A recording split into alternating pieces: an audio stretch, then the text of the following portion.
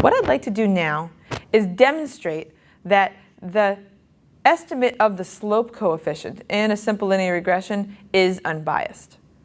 We know how to show this by simulation. We know that if we specify a true model, we specify a certain intercept and a certain slope and a certain sigma squared, and repeatedly draw data from that model, and each time estimate the slope, we'd get a different estimated slope each time, and the average of those estimated slopes would be equal to that true slope that we specified. That's what it means to be unbiased, that on average our estimate is equal to the truth. However, we can show that not only by estimation, but also mathematically. Let's remember what the slope estimate is.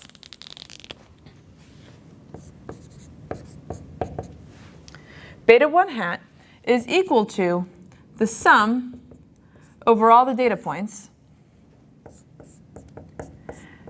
of the differences between each x value and the mean of the x's times the differences between each y value and the mean of the y's, divided by the sum of the squared differences for x only. So my goal is to show that this quantity is unbiased. In order to do that, I'm going to show you a couple different ways to write the numerator and another way to write the denominator, because we're going to make use of these different ways as we proceed. Okay. So the first thing I want to do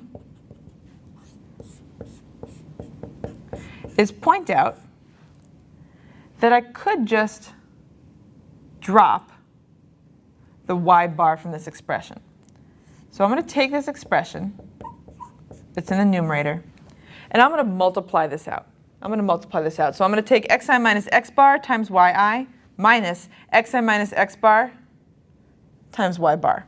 And I'm going to separate the sums as well, because I'm allowed to do that. So what I have is the sum over all the data points of xi minus x bar times yi minus the sum over all the data points of xi minus x bar times y bar. All I've done is multiply this out. Okay. But here's what I want to point out. This is equal to the first term minus, I can pull out the y bar, because the y bar is the same for each of the data points. In other words, y bar is the average over all the data points. It's some number like 5.7. So if I take the residual for the first data points x times 5.7, plus the residual for the second data points x times 5.7, etc., I get to just pull out the 5.7. So I've got y bar times the sum over all the differences on x. But what's this equal to? If I take each person's x value and subtract the mean of all the x values and get a difference for each person and add up those differences, what am I going to get? I'm going to get 0. Right? Another way to think about that is, what if I took this sum and carried it through? If I take the sum of everybody's x values minus the sum of x bar the same number of times, that's the same sum. Right?